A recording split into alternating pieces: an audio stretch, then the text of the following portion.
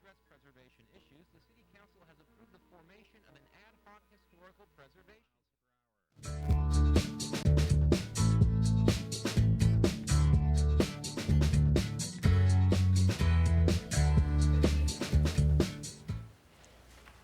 Good evening. My name is Rod Sinks. I'm mayor of the city of Cupertino, and we have a forum this evening on the future of mobility, taking a look at transit options and innovative thinking in the world of transit in our Bay Area, particularly focused on the South Bay. And we have a great panel here this evening. I'm going to let them introduce themselves as they come up to give us a brief presentation. We've asked for 7-minute presentations, and following that, we have questions. I have some questions here. I have many questions, as I always do, but I'll bet you do too. So there are cards under your seats. You're welcome to scribble out a request, a question, and we'll see how many of them we can get to during our session this evening. So without further ado, I'd like to welcome our panelists, and we'll start with Professor Stefan Heck. Good evening. So I'm going to tell you a little bit about our current transportation system, a little bit about the changes that are coming, and then relate that back to what can a city or a county do about these changes. So first off, I'm here to shock you a little bit about the current transportation system. How many of you own a car? Great majority of you. Where is your car? Parking out there, right? It's parked, exactly. How much of your time is your car parked? 96% of the time. I have news for you. You bought your car to park it. And by the way, of the 4% that you're in your car, mostly your car gets to very upset you because half that time you're looking for parking or stuck in congestion. So you're really actually going places 2% of the time. So that's pretty horrible in terms of asset utilization. If you then look at fuel use, now we're paying a little bit less than we did a year and a half ago, but still, of that $3.80 or whatever it is at the pump right now, 99% turns into waste and other expense. Only 1% really goes from moving you from A to B. The rest turns into heat, wear on your car, wear on your tires, on your brakes. So pretty poor performance, even in terms of fuel efficiency as a system. We kill a lot of people with cars, 33,000 per year in the US. It's the leading cause of death for 25 to 40-year-olds. And we accept that as the course of business for getting around. By the way, if you compare it to airplanes, airplanes kill about 200 people a year. If you adjust for mileage, we fly less than we drive. It would be about 800 people. So airplanes are really, really safe compared to cars. We've made a lot of investments in making airplanes autonomous and smarter and safety systems. Why aren't we doing the same for cars? Then if we turn to transit infrastructure, we get even less use out of it.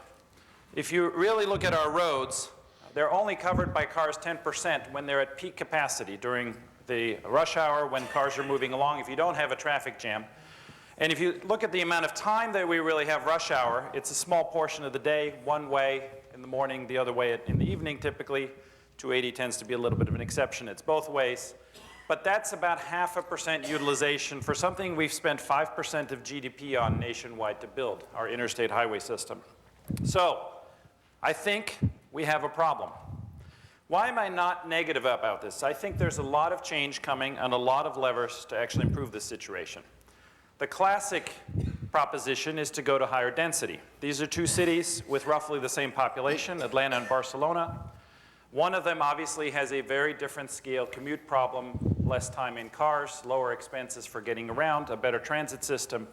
And if any of you have been to Barcelona, I think you can fairly safely argue it's not a bad city to live in. They're not really sacrificing for that density. However, Cupertino already has the density it has. It's not like it can turn into New York overnight. So this is probably not a lever we can pull very easily. At the same time, changes are already afoot.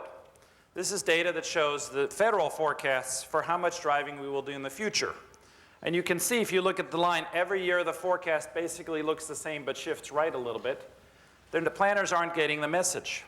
There's been a secular change in our driving patterns. People are moving back into cities, people are getting rid of their cars, driving less, and actually shifting modes. Transit use is up, car ownership is down in nearly every city in the US, and this change is here to stay. because the under 30 population isn't getting driver's licenses. Not only are they not owning cars, they're not even getting driver's licenses. Of my students, who are all graduate students, half of them don't have a driver's license and don't plan to get one because it's annoyance, it's an inconvenience to own a car. They'd rather Uber or take transit. Speaking of transit, the great belief usually is you need really high density to make transit work. I'm here to tell you tonight that yes, you need a minimum density. It doesn't work for a truly rural area. Trying to build transit systems in rural Kansas or Oklahoma wouldn't be a good idea. But you don't need extreme levels of density. What you do need, and this is really important for tonight's discussion, you need frequency. The international standard is a vehicle every 7 minutes. If you go to Japan, the long-distance bullet train runs every 7 minutes. You can show up at the station, get on, and get to where you're going. Most of our intervals in the US, as you can see, most US cities are here on the upper left, or in the call-out on the upper right there in more detail. You can see the San Jose metropolitan area fits right into the middle of that. We tend to have intervals that are best case 15 minutes, but more typically actually half an hour, 45 minutes, or even an hour. If you miss a bus or you miss a train and it's a 45-minute interval, the rest of your day is completely messed up, right? So we need the short intervals to really make this an ordinary tool for getting around like your car, which typically takes a couple minutes to get out of the garage and get into. Now I want to tell you about a city with excellent schools, a major computer manufacturer, and a large Chinese-speaking population. But it's not Cupertino. Here's a city that essentially had no transit system if you go back to 1969. It built one initially for the government officials to escape into the mountains outside of Beijing. It looked like what you see below, people in fairly uniform dress, and it didn't run very often. It didn't cost much either, and it had the typical American 15-minute headway, and it didn't have much ridership. If you look at what happened over the subsequent decades, we didn't get much change. We got a first ring road, a second line added, but fundamentally ridership didn't really boom very much given that the population of Beijing over that time grew very disproportionately. But since 2000, things have fundamentally changed. Look at this new map of Beijing today. Look at how dense the subway system is. Beijing is now the largest subway system in the world. They're going to double the number of miles from here over the next 15 years. So they're already the largest. They're going to go twice as large, twice as dense. And you can see, if you look at that picture, it could pretty much be anywhere. I want to give you, and the last thing is, their stations are about a mile apart. Remember that number when I come back to our area here. But I'm now going to tell you the same story about Silicon Valley. We also started our transit system quite a while ago with 15-minute headway. We've added a little bit to it in 2000. We have relatively little change from 2000 to today. And our picture of the inside of the cars, if you actually just go on any of the photography sites and put in, VTA transit, most of the pictures you get are of empty trains like this. You tend not to get happy riders with kids riding on them. And very importantly, our stations are too dense, and our headway is still only 15 minutes. I forgot to show you and highlight on the previous chart. Beijing has moved its headway to 2 minutes and 5 seconds. The fact that there's 5 seconds in there should tell you something about the precision with which the system runs. I've actually not seen any other city that measures headway down to the seconds. So, coming back to our area, what's interesting is if you go back further in history, we actually had the right kind of network. If you go back to the beginning of the century before the automobile took over, we actually had pretty much a good network that actually got you down from Palo Alto to Cupertino, got you from San Jose to Cupertino, had a reasonable fare, and had pretty good intervals.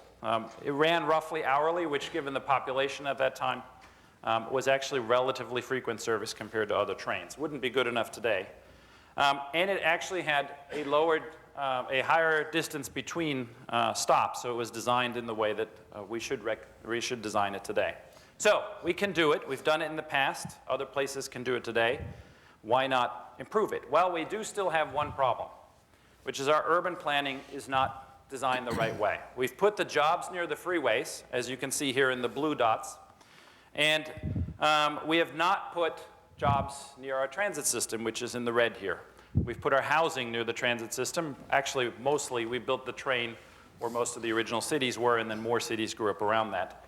So we have a mismatch. Why is this a problem? Well, ideally, you'd have both work and home near transit, then you're actually quite likely to take it. You can see here, almost half of people take transit when you have both home and work near transit. If you look at Manhattan, which also has higher density, 60% of households don't even own a car. Almost 80% of Manhattanites actually take transit because it's the most efficient way to get around.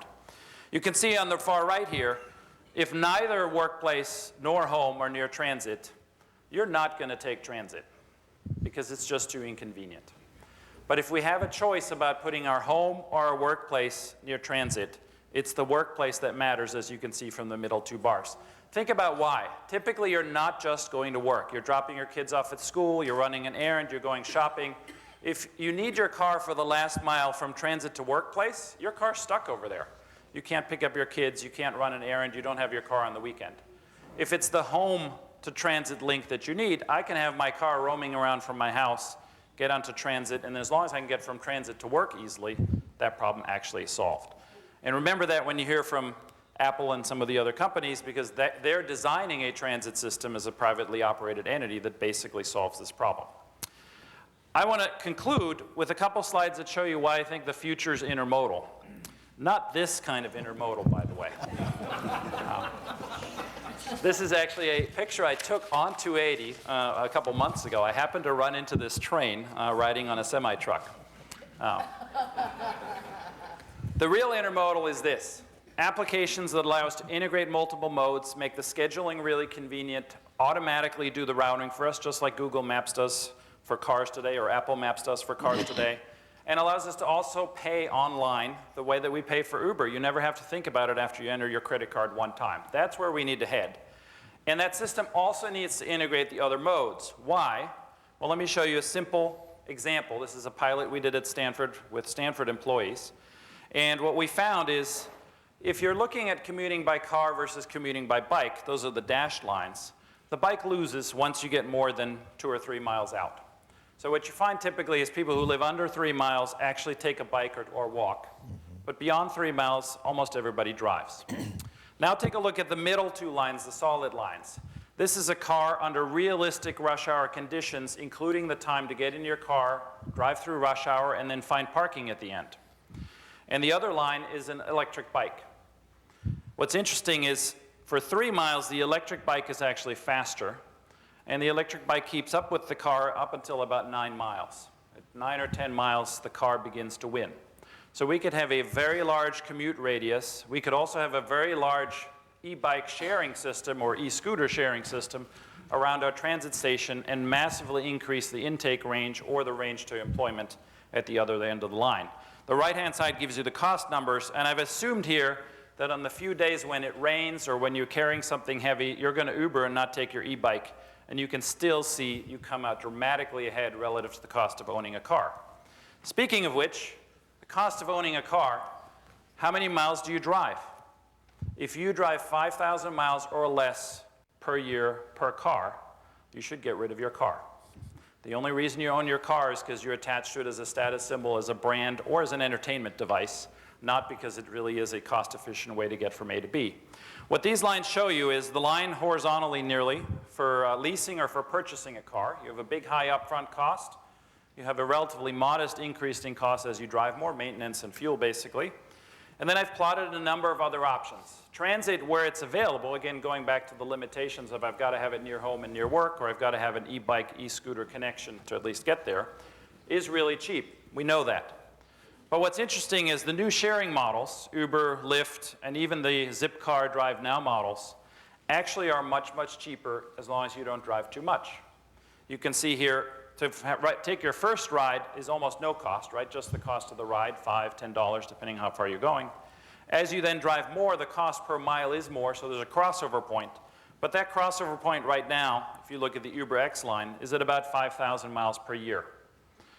If you now say we're going to go autonomous and take 60% of the cost out, which is the driver that has to drive you around, we double that range. So now we're talking 10,000 miles is the crossover point. The average American only drives 11 or 12,000 miles. So now we're talking half the population, as you can see at the bottom, the whole left set of bars, that basically economically should get rid of at least one car in the household and switch entirely to some kind of shared service. So again, economically, it's already there, and will just get better. My last slide on the economics. If you look at this on an integrated basis, we have electrification happening, think Tesla. We have sharing happen, think Uber, Lyft, or public transit. We have autonomy coming in from pretty much everybody, Google, Uber, and the unnamed project at Apple.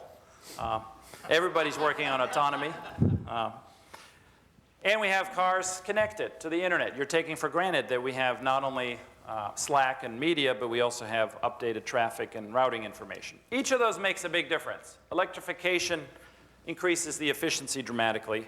Sharing reduces that wasted time that your car's parked, which is actually the single biggest cost of your car, is the depreciation on it sitting there.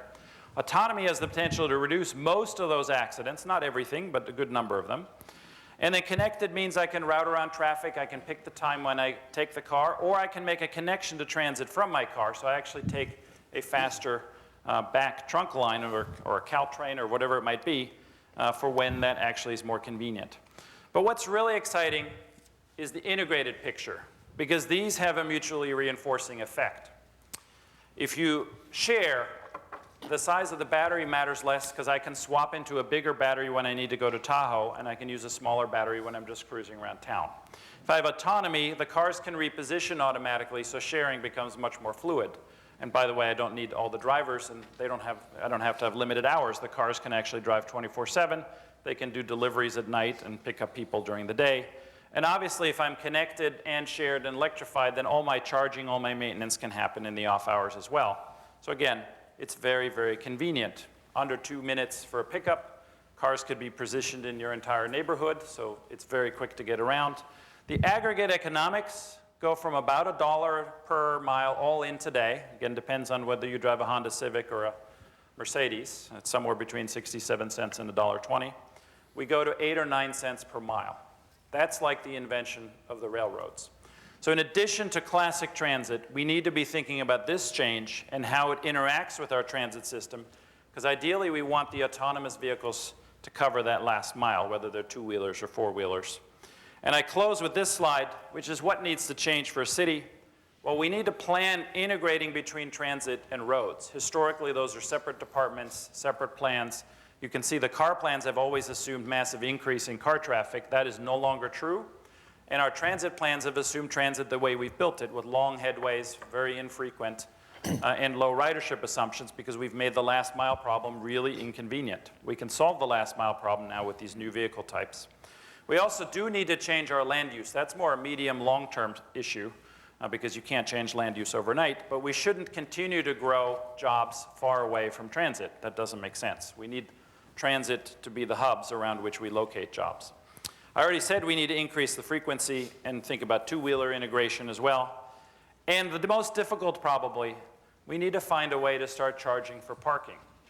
As long as the transit operator has to pay for the land and the right-of-way, and the car infrastructure is free because it's paid for by the federal government and by the companies providing free parking lots, we're not going to create a level playing field for all of these technology solutions. That's a really painful discussion for employers, because it's a big competitive disadvantage if you're the only guy in town charging for parking. So we need a broader solution that does that collectively, not expecting one company to go alone.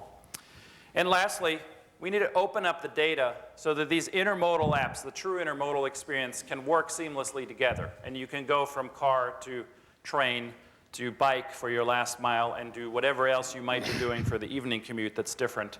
And we need to encourage these new models. Thank you very much. Thank you, Stefan. Thank you. So next up is Rod Dearden Sr., Emeritus Head of the Mineta Transportation Institute. We have somebody bringing your slides up as we speak. Thank you, Stefan. That was fascinating. My pleasure. There we go.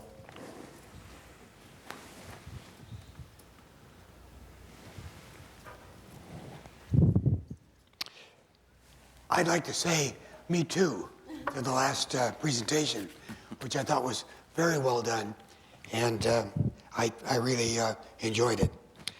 I'm going to switch gears, though, and remind you that in order to do the kinds of things that were just discussed, you have to go through something called an alternative analysis that is sanctioned by the Federal Transit Administration.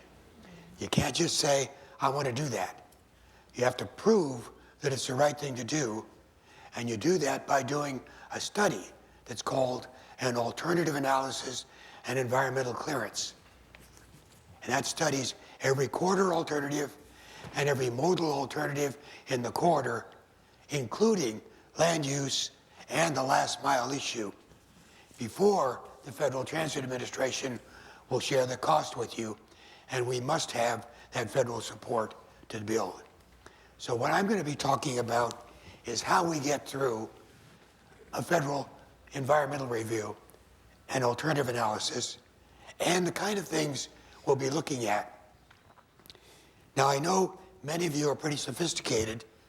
Some of you are not, though, when it comes to what we mean by commuter rail, metro rail, light rail, automated guideway transit, and so on. So we're going to know at the end of this presentation what those mean. So that's what we're going to go through today. And we're going to go through fast to try to catch up a little here. Let's see what I do. What do I do here? That first little scroll there,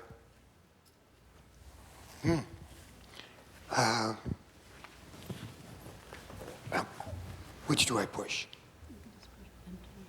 Here? There you go. Okay. This tells you what I just told you about the studies. Now, the reason why we need to do one of those legally in our county, especially the west side, is because the last time we did one was almost 2 decades ago. And that's obsolete. Obviously, terribly obsolete. Made so by Apple and others because you're so wonderfully successful. It's caused different traffic patterns than we had 2-3 decades ago. 2-3 decades ago, we were supposed to be using the Highway 85 or Permanente corridor for a light rail line, Stevens Creek for light rail. We didn't know what busways were at that time. Might have been busways if we'd known. But we need to know now. We need to know what that means. So let's have a look now at the corridors. Now you're familiar with what you're looking at there because you're sitting in the middle of it. Google Maps says that that black line is the rail line that is the Permanente line that currently exists, comes from it comes from downtown San Jose out to North Los Gatos, and from North Los Gatos, then along the Highway 85 corridor, not in the corridor, separate 200-foot wide right-of-way, out through Saratoga, and then through Cupertino, and then only after it gets to Cupertino does it diverge up into the hill, up to the cement plant. So there's a corridor. Should it be used? Well, UP wants it for 50-foot for their cement trains. What's going to happen with the other 150 feet? We at one time owned an option on that corridor. We don't anymore. If we want to use it, we'll have to buy it, but it's much, much, much less expensive than using other lands and more available in terms of access. Then you see Highway 85. It's pretty clear going from the intersection at Highway 17 all the way out through the West Valley, through Cupertino, and following along 85 into Mountain View area. That's an ideal corridor. Is it wide enough? Does it have the accesses you want? Well, I don't know. I don't know. I tell you, I know a lot about these studies. I've chaired 9 of them, and I can tell you I don't know about that corridor. So don't shake your head, because you don't know legally until you've done the study. And that's what FTA is going to tell you. You don't legally know until you've done the corridor study and studied every alternative. Now, let's look at alternatives. This is just a fun one to look at. 30 different countries in the world have high-speed rail systems or are building them right now. The oldest is Japan with their Shinkansen. It now carries 1 billion people.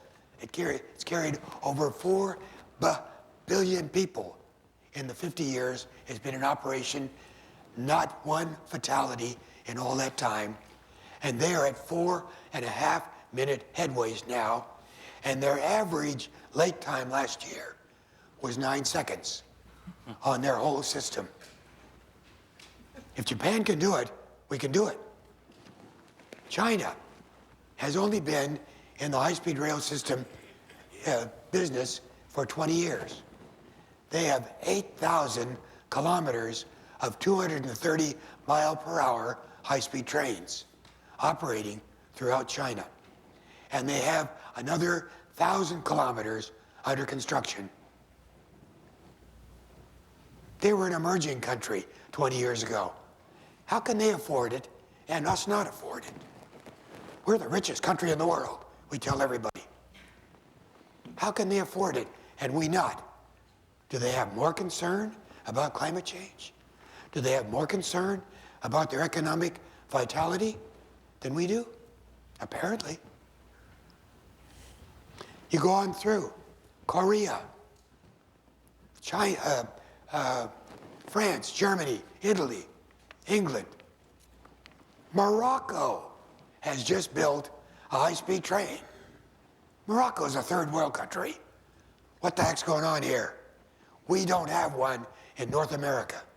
Well, we have one under construction now in Fresno, finally, after studying it for 50 years.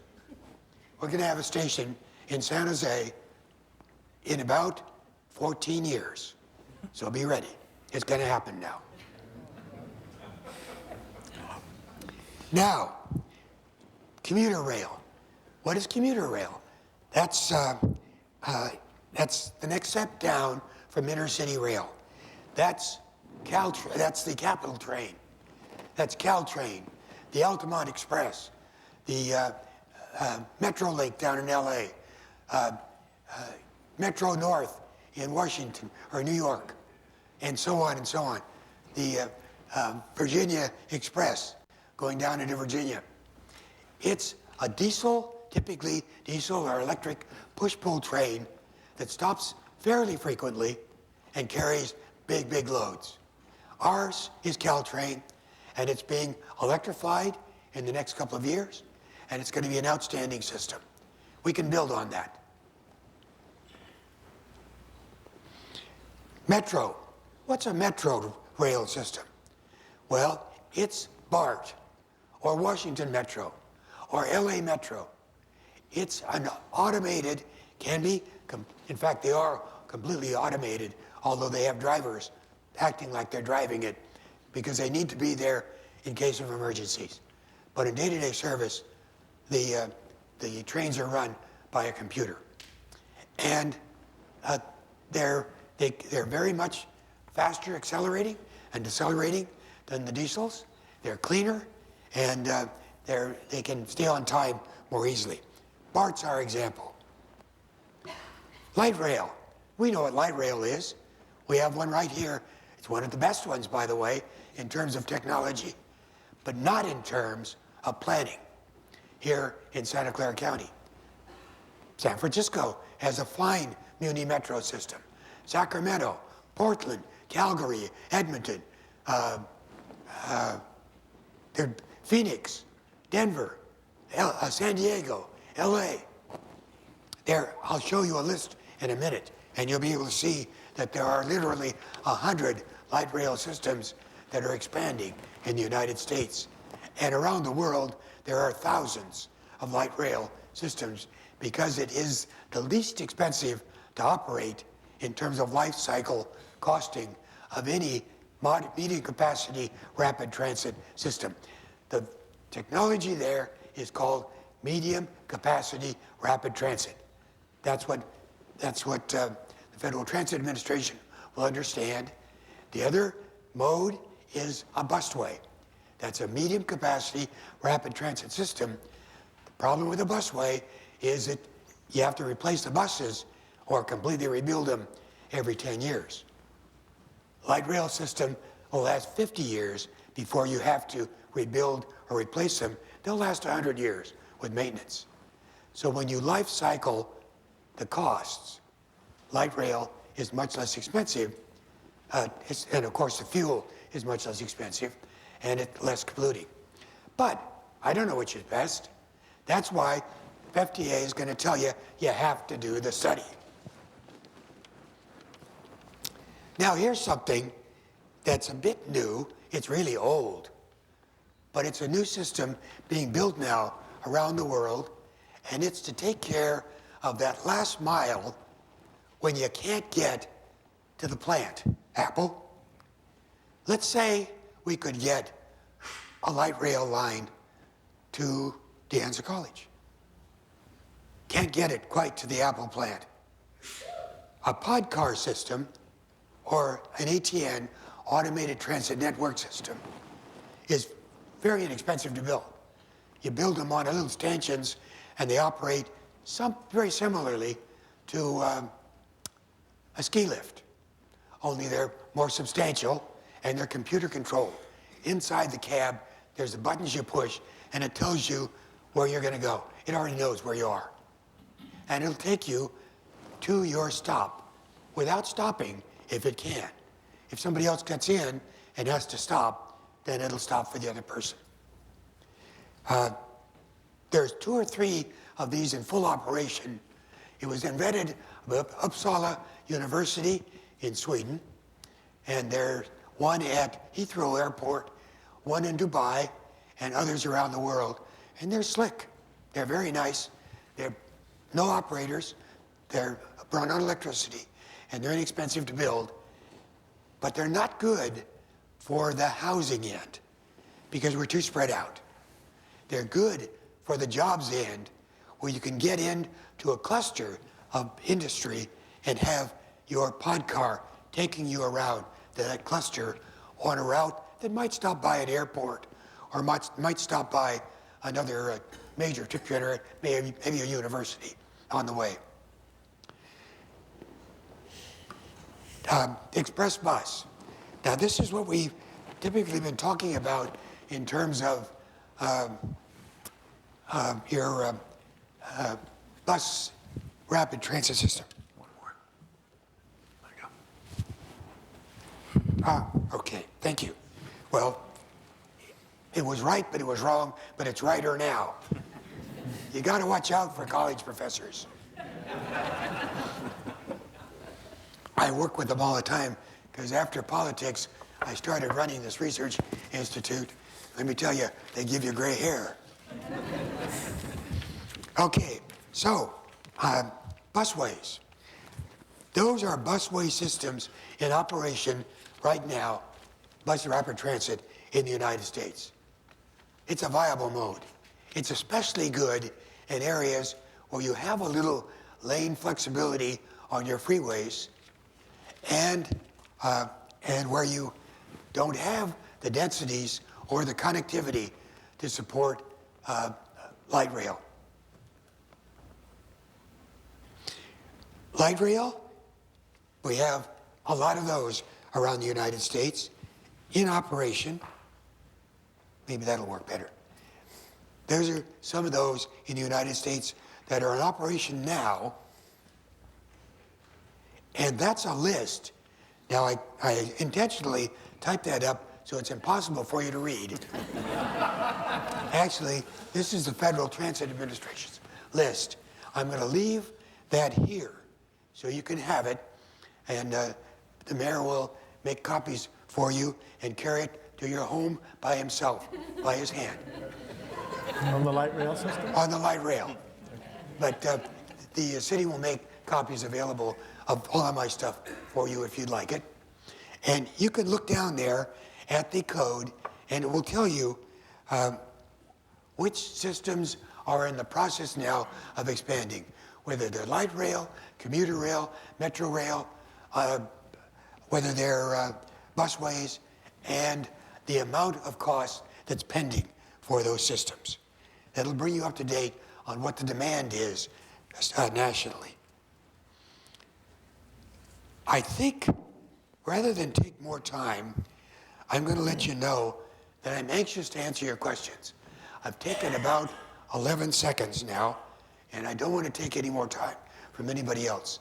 So let me stop with that map before you, showing you where all the light rail projects are around the United States, so you realize that it's a viable modality, as is the busway, and you have to now do the study to convince the Federal Transit Administration that you're doing the right thing for the long-term future, and in that, you'll need to take into consideration the new modes that are coming out of Silicon Valley, electric cars, Uber, and your automated transit, automobiles that are coming up pretty quickly now.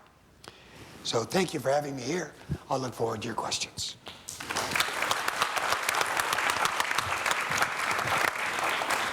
Thank you, Ron. We have representatives from Apple, one or both. I'll start up there. Dan Wissenhunt and Ryan Kaufman. We are grateful that you came.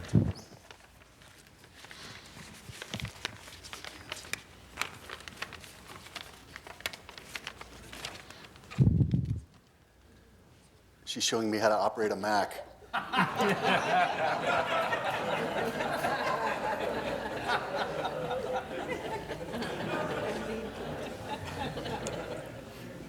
And it's even Just kidding. The sad part would be Perfect. There we go. if it wasn't a Mac. That's right.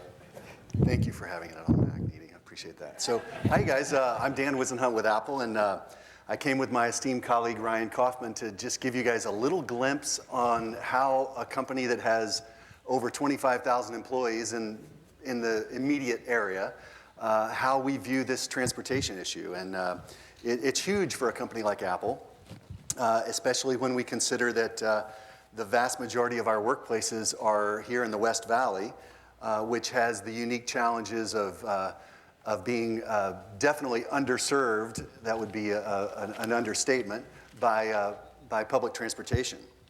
So we approach the transportation problem by having an entire department run by this gentleman over here, Ryan Kaufman, who works tirelessly every day to try to solve our transportation issues, commute and otherwise. Most of you may know we've got this 25,000 plus workforce is very dispersed around the Bay Area, probably a radius that's over 50 miles to the north and well over 50 miles to the south. And our goal is just to get our employees out of their single occupancy vehicles and get them transported quickly and safely to work. So, you know, you hear about these very large-scale solutions here tonight, and you're going to hear about more, but we don't have 14 years to wait around for the ultimate solution. So we build it ourselves. And with Ryan and his team's help, we've developed a very sophisticated transport system, which is a mini version of some of the things that you've seen on these slides here tonight. So the issue with Apple, though, is we continue to grow, and this job that we have is not getting any easier. With this new headquarters that we're bringing to the local area here in a couple of years, we add yet 13,000 more jobs to the area, and so the problem just continues to extend itself. And you know, in addition to this transport system that we run, we widen every off-ramp and local road feeder that comes into the area that we can, but that only goes so far. In addition to that, we look at every other mode of transport that we can to tie into our system, bikeways, pedestrian ways, and so forth.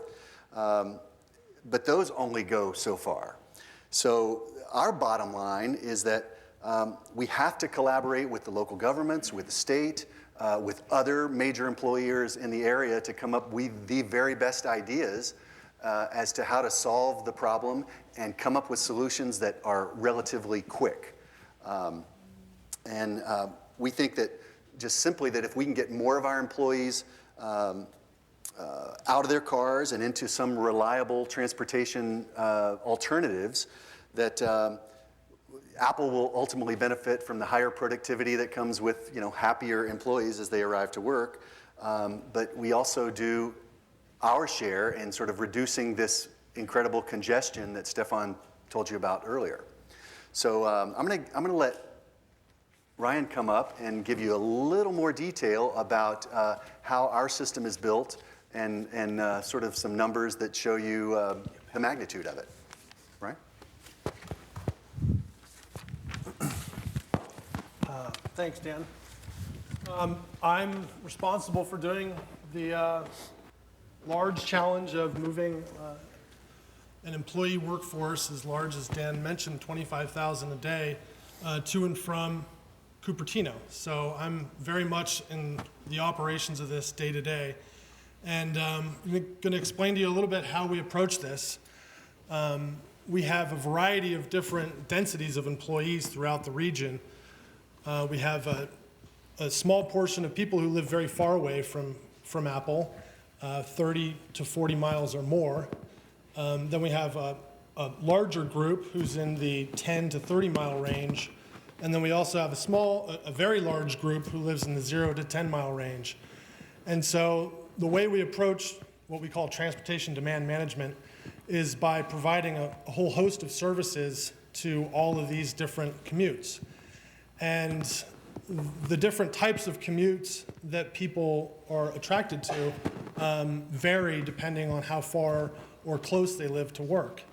And so some of the services that we offer include an express bus service, which Rod had explained, kind of sits in between the Uber and light rail in the transportation transit spectrum.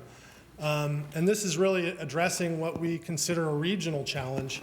The Bay Area has a multitude of transit agencies that are all kind of competing in many ways for ridership and for funding. And so when we operate buses throughout the region to places as far away as Marin and San Francisco, Berkeley, Oakland, Pleasanton, down to Gilroy, over to Santa Cruz, this is a regional challenge that we're filling the gap with. And this express bus, affectionately known as the Google bus, has kind of taken on a life of its own.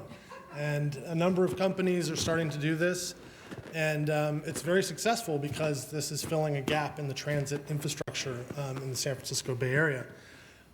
So that's addressing this long-haul commute problem really well. We've found that people really want it to be comfortable, and it also saves them a lot of money.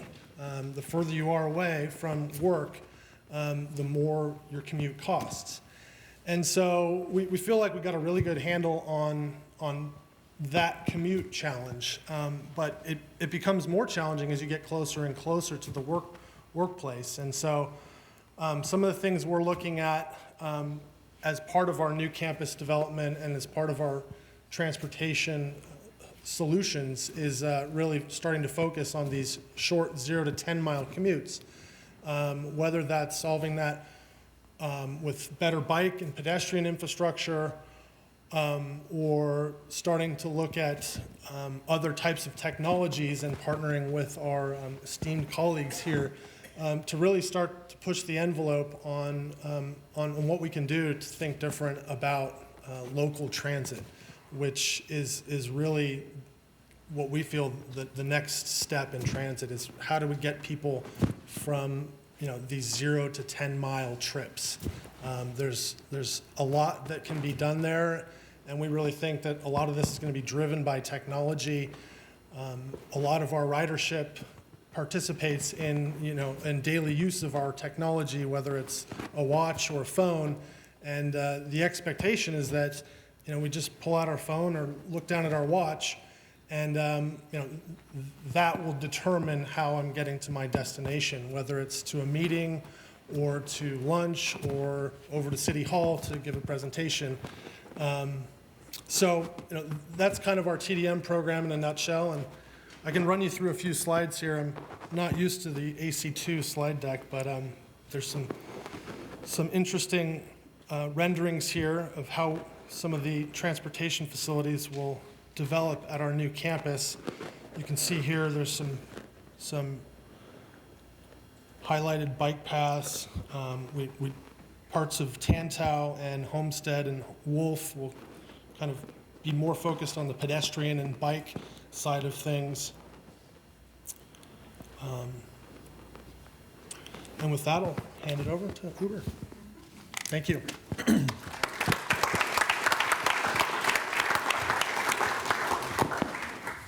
Oh, my Uber ride is here, so if you don't mind if I sneak out.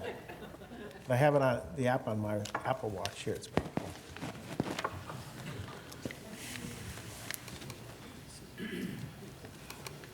Thank you, guys. Appreciate it. Good, Is there room for both?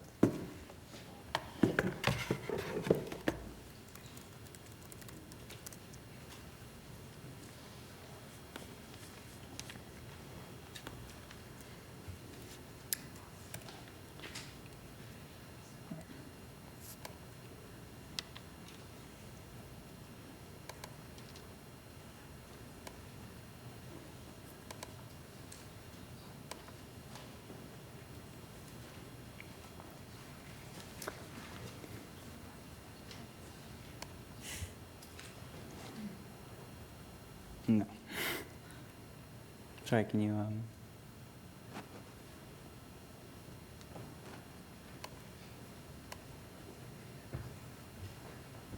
There you go? Okay, thanks.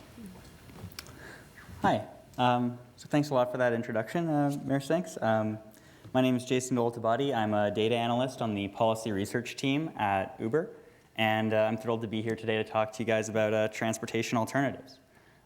Just to get started, I'd like to take us back sort of 5 years to 2010. The United States was just coming out of the recession. We're seeing unemployment rates start to come back below double digits. And one of the sort of big effects of the whole recession was that congestion in the South Bay area was actually down substantially, but for all the wrong reasons, right? People weren't going places, goods weren't moving around the country. If this was to persist, there were going to have to be some very fundamental shifts in how people acted. At the same time, we're sort of getting access to more and more technology. This is the year that the iPhone 4 came out, and smartphone penetration in the United States reached 25%. So really, building steam, but still not quite there enough to produce, real, society-wide changes. And it's also the same year that Uber was founded in San Francisco, launching in June of 2010, with the very basic idea of being able to press a button on your phone and get a ride. But while this idea is really simple in the concept, in the execution, it's much more complex. One of the most important parts of the experience is that before you even request a ride, there's a huge amount of information presented to the rider, right? They have at their fingertips, the availability to tell how much a trip is going to cost, as well as very prominently displayed how long they can expect to wait for their ride to arrive. This means that riders can make very informed decisions, and they really feel that they have control over the process that's in front of them. And this extends to the actual ride experience itself. You know who your driver is going to be, and you know what vehicle they're in, and you can even see them approach you. So any sort of feelings that can exist with other modes of transportation of sort of powerlessness or sort of not really knowing or being kept in the loop as to what's going on is removed by that. Additionally, at the end of the ride, both the rider and driver are given the opportunity to rate each other which provides an extra level of sort of feedback and transparency to this platform, and helps provide a sense of sort of input on both sides that didn't exist in the taxi system beforehand. So we had all these things starting to happen in 2010, and in 2015, a lot had actually changed. We saw, we've been talking now for 5 years sort of about the idea of peak car, as people actually do choose to drive less, as was pointed out earlier. But we're still not fully there. People are still putting a lot of new cars on the roadway, and there's a lot of work that can be done in terms of right-sizing our vehicle fleets. A lot of new vehicles that are going to be put on the on the road this year are light-duty trucks. The top 3 selling models in the U.S. last year were the Ford F-Series, the Chevrolet Silverado, and the Dodge Ram. Meanwhile, our technology has continued to advance. The iPhone has gotten more and more powerful, and penetration of smartphones has reached over 75% in the United States. It's now something that is really available to the vast majority of American residents and citizens. With the sort of through the use of this platform and this amazing opportunity for innovation, that small startup called Uber has grown to be available in more than 300 cities, 50 countries around the world, and is providing economic opportunities to more than 1 million driver partners. But, what about congestion? Sorry. But what about congestion? Congestion, unfortunately, hasn't gotten better. It's actually started to get worse again. Though people may be driving less on an individual basis, there are more and more people driving, and when they are driving, they're driving a lot more in our cities. So over the past 2 years, recent studies by TomTom have shown that congestion in the United States is up and on the rise, with substantial costs to all of us. For example, in the city of Los Angeles, one of the most congested cities in the world, a commute that would only take 30 minutes without traffic can take up to 25 minutes longer. So we're talking about almost doubling commute times as a result of this, and literally many lifetimes lost every day in terms of human time as a result of this across the country.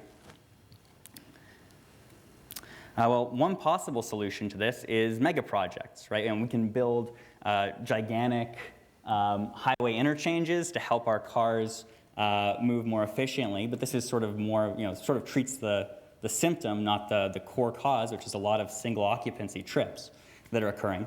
Or we can try and reduce our dependency on vehicles through large mass transit projects like California's electric rail program. But even then, we have to make sure that around these projects, we're building a support infrastructure that allows people to move away from their personal vehicles.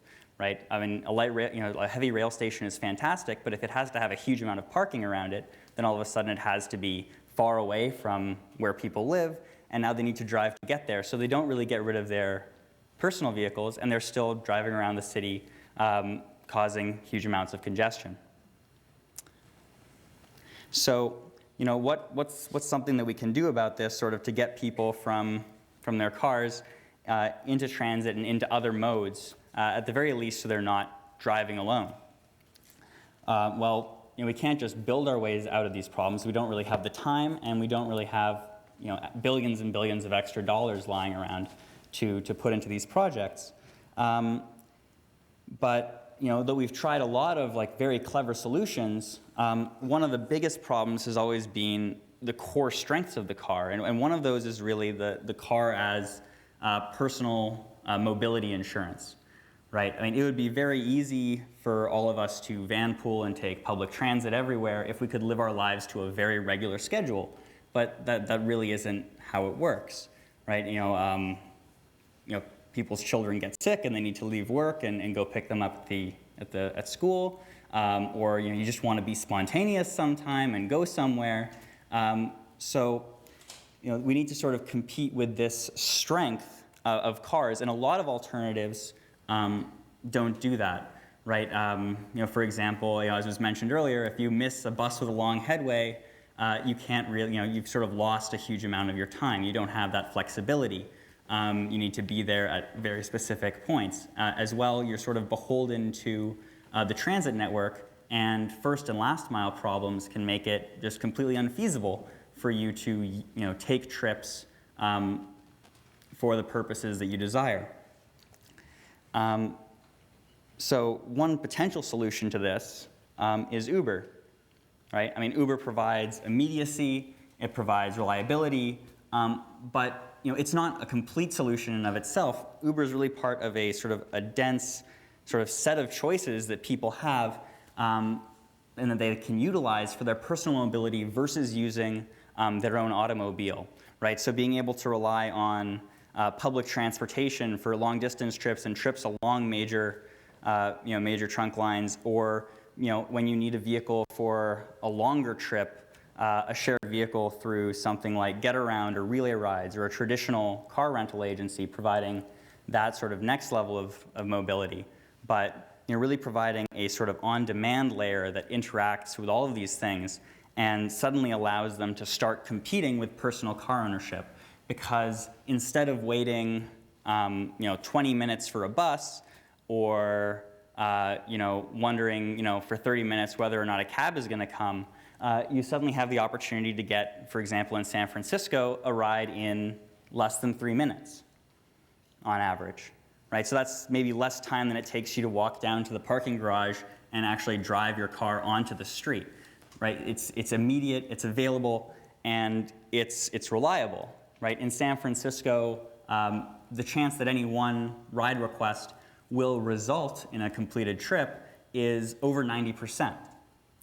And this is like very much the same between San Francisco's richest neighborhoods and its poorest neighborhoods. This opportunity is available quickly and reliably to pretty much everyone in most of the Bay Area right now. And more importantly, this sort of like layer that brings all these other alternatives together and makes them a cohesive package versus car ownership is getting better and better. We launched in Cupertino in July of 2013, and wait times were, by our current standards, not where we want them to be. They were more than 12 minutes. But we've continued to get better and better in Cupertino, and now the average wait time for UberX service is less than 5. And this is continued in massive metropolitan areas. This one's also sort of a demonstration of how my team's mapping has gotten better and better over the years. But in this is sort of a map of Chicago. Now in Chicago, they actually have special areas of the city that have been labeled as underserved by taxis. And Uber has more than half of its trips starting or ending in them in any particular month, right? So we've really helped spread out and cover a lot more places with on-demand transportation than had easy access to it beforehand. And it's gotten better and better. In this graph on the left, the darkest color was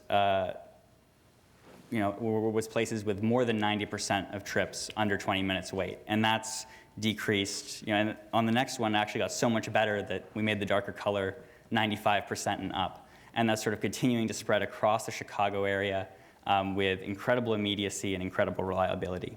Now, a lot of this sort of feeds into public transit. Like once you have this amazing layer, how does it interact with public transit? How does it make public transit better? And how does public transit make it better?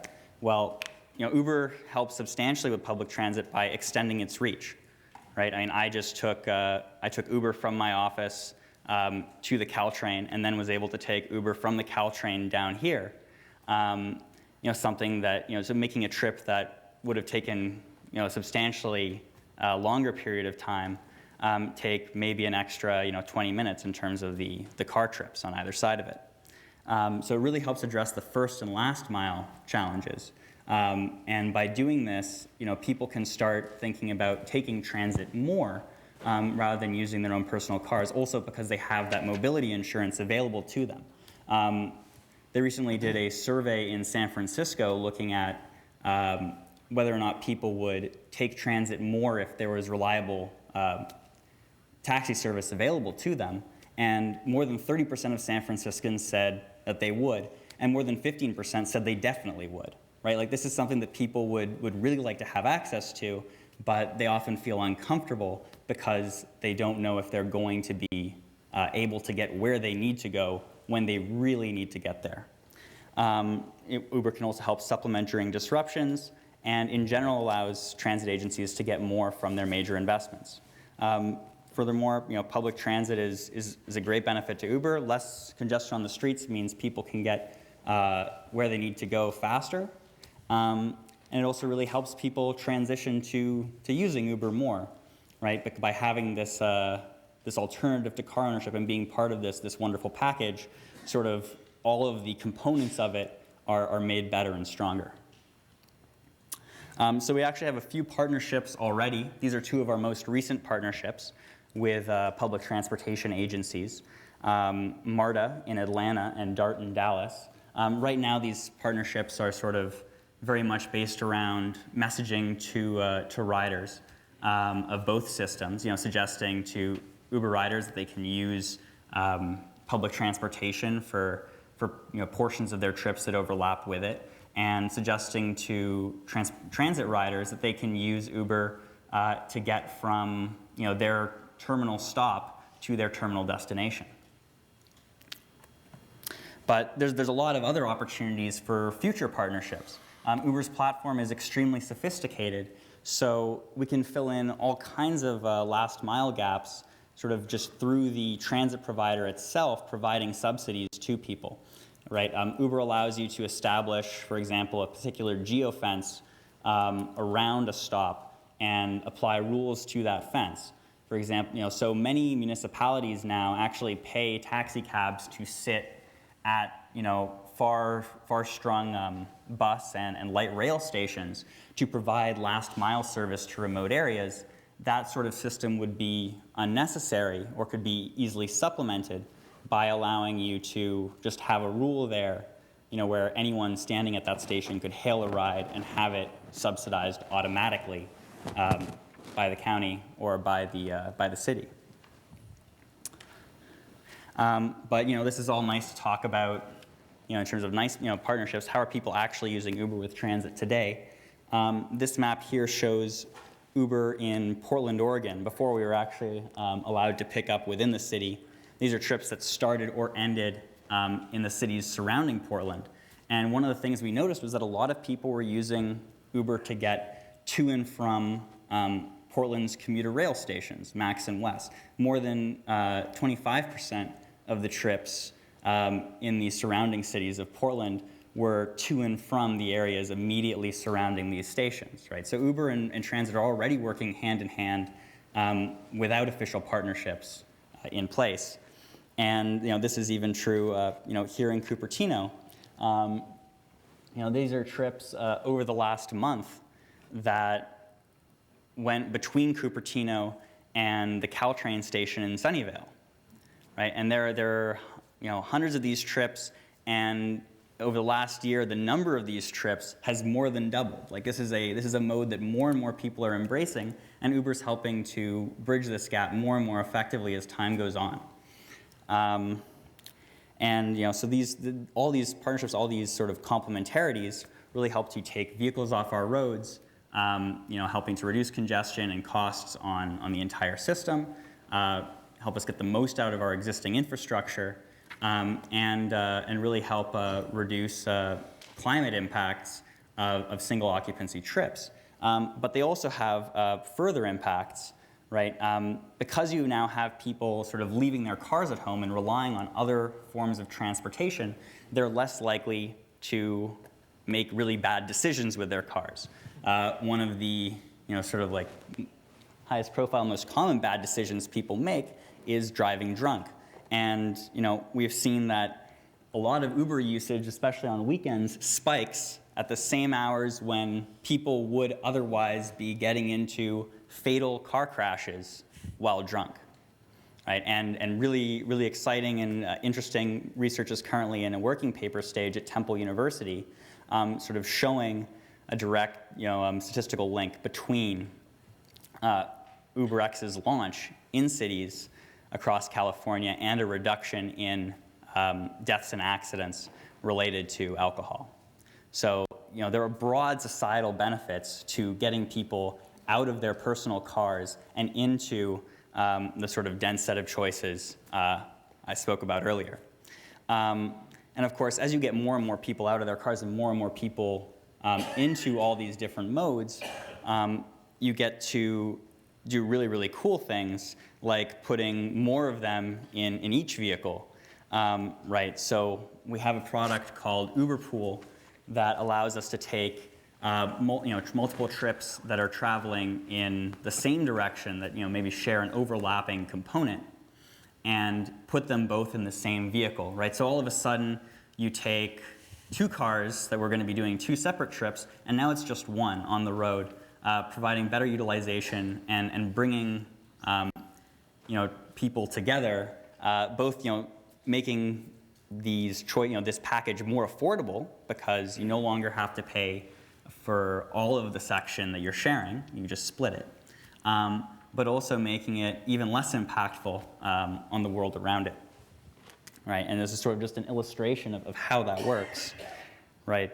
I mean, both of these passengers now get to share the distance between the pickup of passenger 2 and the drop-off of passenger 1. And you only need one car to do it. So, these are all extremely exciting options. And, in SF already, this is something that's sort of really rolling out in our more mature markets, right? Our very mature markets right now. In San Francisco, it's been, absolutely massive. Almost 50% of UberX trips in San Francisco are now actually UberPool trips. And as these choices get more and more adoption, we'll have more and more options to do really incredible things with them. We're certainly going to continue to innovate, and we're really excited to see what else the future holds. Thank you very much.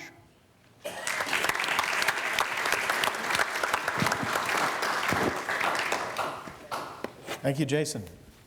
Well, I'll bet you have some questions. I'm going to start out with a couple for this enlightened, brilliant panel. And I'd like to start by asking you how you view this area. We live in, by some descriptions, a transit desert. How do we fix that? We have a large system here that VTA runs that seems to be taken by people that have no other option. They are seniors, they're students, but commuters or people with cars are typically just getting in the cars without second thought.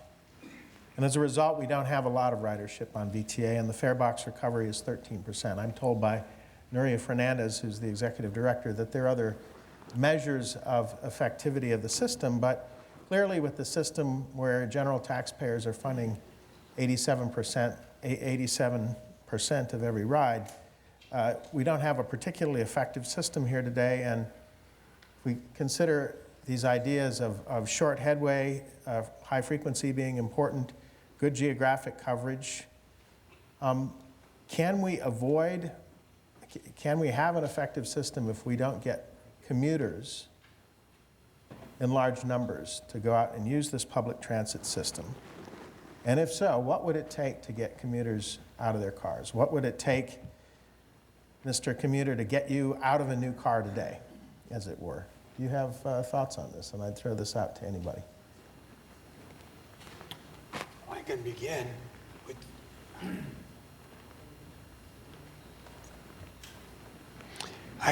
with some bad news that will set up the others for some good news.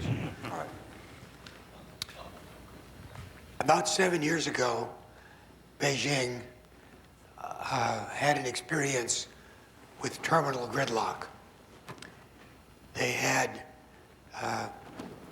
the roads into Beijing in the morning were chock-a-block with people moving along, not unlike our roads in Silicon Valley, except that they reached a tipping point, which occurs at maybe 3, 4, 5 hours being on the road.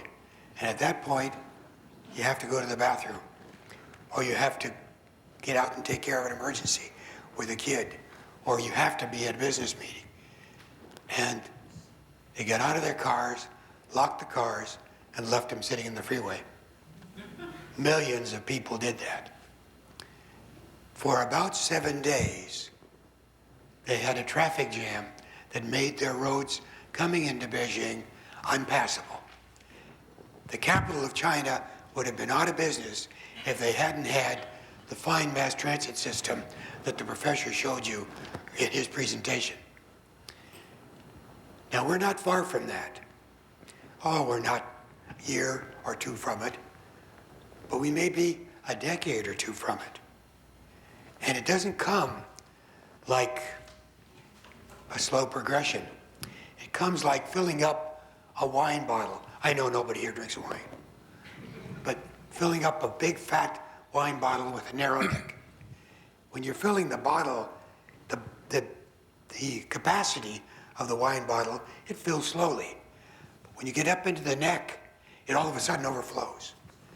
We're in the neck of capacity of our transportation systems in Silicon Valley.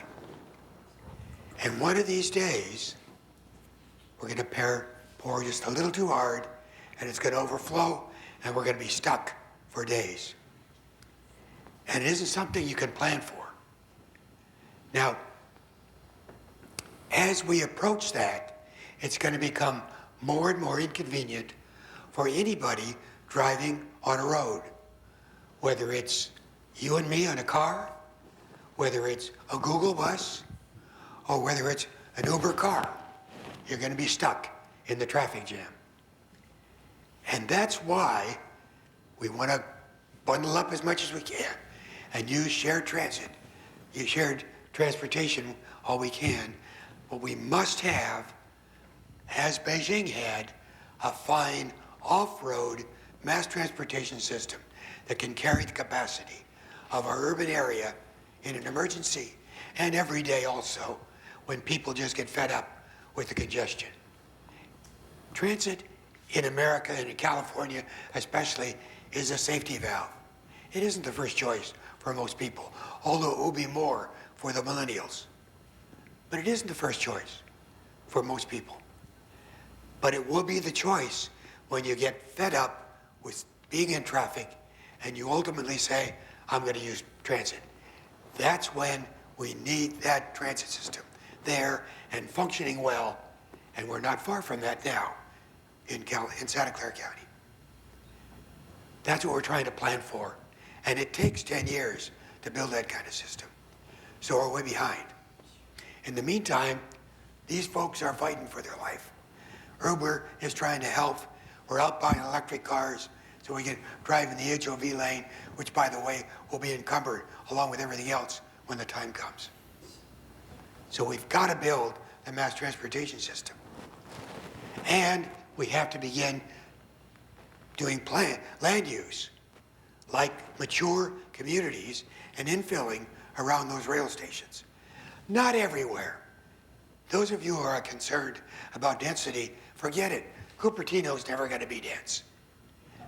But around a rail station, you can build on top of the rail station and on top of that parking to high density.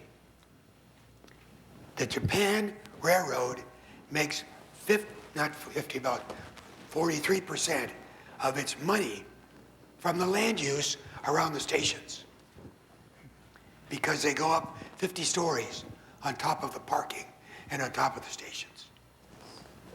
We've got to learn to do that. Maybe not 50, but 20 or 30. There's no reason why we can't.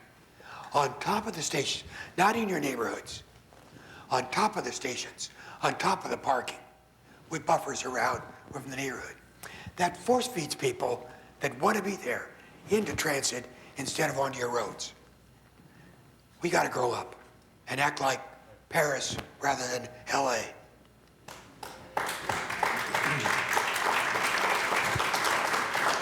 Thank you. Does anybody else want to take a crack at the question, do we need to get commuters into our public transit system to make that system effective with frequent trips and broad geographic coverage? My view is we do. I completely agree with Ron that there's an opportunity to go denser right around the transit hubs.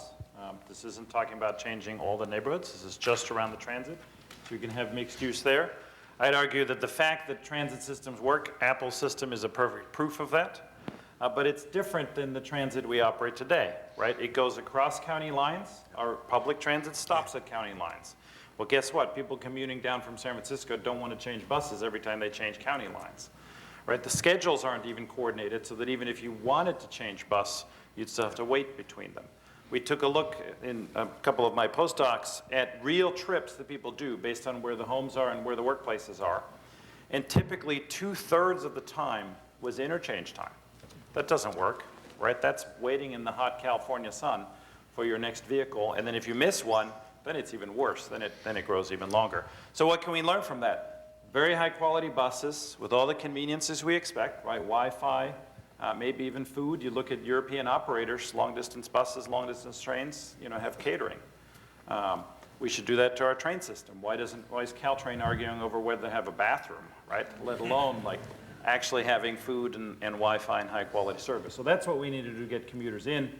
I do think if we make it an attractive proposition and solve the last mile problem, whether it's through Uber or through autonomous cars or through electric two-wheelers that you can carry on board. By the way, if you go with scooters, they fold up to about this size. You can recharge them in your office. They're very comfortable to ride for a couple miles. So now you're talking about a much larger radius around each of your transit stations. We can do this. There are other cities around the world. There are other cities around the US that have done this. We're the technology capital of the world. If we can't apply some of that technology to our own commute patterns, shame on us. I completely agree with your comments that if we can do it everywhere else in the world, why not here? Well, I think it's a function of time. You've got to do it all. Everything that's at your fingertips. You have to, while you're planning for the mass transit systems, the more sophisticated systems, you have to deploy the last mile systems like the Ubers and like the things that Ryan has done to bring people in from Caltrain and the other stations. So you have to do it all. You can't just put all your marbles in one basket that says, let's just wait for that transit solution. You've got to make it work, you've got to work on now at the same time. Great. So I had an interesting conversation several years ago. I was elected some 3.5 years ago, took a trip on light rail from Mountain View down to San Jose. It was a Silicon Valley Leadership Group housing rail tour. As we pulled into San Jose, I said to a senior VTA person, hey, it looks like that Apple Campus 2 is going to happen. And the VTA person said, yeah, that has to be pretty exciting for all of you in Cupertino. And said, yeah. So how are we going to handle transit? What are your plans, VTA? Are you going to build that light rail system that was in the 1992 plan that would come down Stevens Creek Boulevard and then head north toward Caltrain and then points further north? And the answer was no. We don't have any plan anymore to do that. So what do you mean there's no plan? Well, you have to insist that Apple implement a transit demand management program of about 1/3. So Apple Campus 2 program is at 34%. That's the target. My understanding is that's an ambitious target. It's real work to get enough facilities around to actually make that happen. And then, well, okay, in round numbers, if it's, say, 12,000, and we reduce that by 1/3, we're down to 8,000 single vehicle occupancy trips. I said, so, hey, Mr. VTA, what do we do with those 8,000 trips? Is there a way we have to mitigate this? And the answer was, I don't know, I guess it's all on them. Is it all on you, or is that the right answer to this problem, or does the public sector really have a role to play? I know that we have asked you, and Mountain View's asked Google, and we've asked all our major employers to do this, and now we have hundreds of companies looking for talent all over the Bay Area imitating you, building these transit systems. Is there an opportunity in all of this for consolidation? Is it fair to ask every tech employer to solve all the housing problems and all of the the transit problems that go here, or should the public sector really be engaged in leading the way? It seems like in the last decade, you guys have gotten so far ahead of us that it's almost like in the answer from the VTA person, they're kind of giving up and saying, we don't know how to handle this in our community. What are your thoughts about this? You know, I think what works with our system here is this okay? Can you hear now? Still work. You know, is express service. And that's what we look at the data of where people live and where they need to get to. Fortunately, we generally know where they need to get to because they're coming to work. I think applying that same data review of trips within the valley, and as I mentioned earlier, more broadly within the region, and working with the public transit agencies to tailor services towards those trips. I know VTA has had some success with their express bus service, but it ends in Palo Alto. You know, if the transit agencies can start to collaborate and start to look at these challenges holistically and from a regional perspective, I think there's a lot of opportunity to address these solutions with transit. I'd be interested to work with Stephen or understand what percentage of the total Bay Area commutes cross county lines. I don't know if you know that, but it's got to be a very high number because a huge portion of our ridership and a huge portion of our employees are coming over at least one county line, in some cases 2 or 3. It's well over 50%. As I mentioned. Yeah. There are 27, pardon me, there are 27 transit agencies in the Bay Area, 27 separate competing transit agencies in the Bay Area. There doesn't need to be. There needs to be one. One. So I disagree, because if you look at European cities, I grew up in Vienna. It has 22 transit companies, but one plan, one schedule, one ticket, one fare system, one route network. We need one route network, one fare system, one plan, one ticket price. The operators can be many. In fact, you could even imagine opening up private express bus systems to that kind of public ticketing, right? And with today's internet technology, we don't have to have governance issues of having all of these separate entities come together in some sort of Uber merger. Sorry, I apologize for reusing that word. But we can actually coordinate them virtually without having consolidated ownership, because it'll take a decade to do the gigantic merger. It will never be done. Yeah, it will never be done. The Viennese learned to play nicely together when they were children. It never happened in the Bay Area.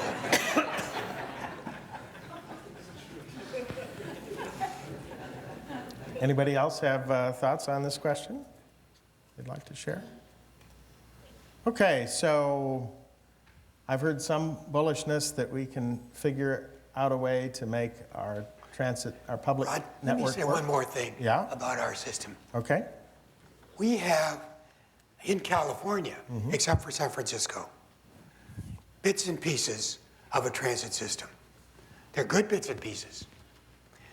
They were built according to a very good master plan at one point. Rod referred to it. Master plan had a line down Stevens Creek. It had a line down the Permanente system, on up Foothill Expressway to Palo Alto, and on over into Mountain View, and so on and so on. But that plan done in the 70s and 80s has been abandoned. So now we have bits and pieces of various plans that don't connect. And we don't have enough money to build them out.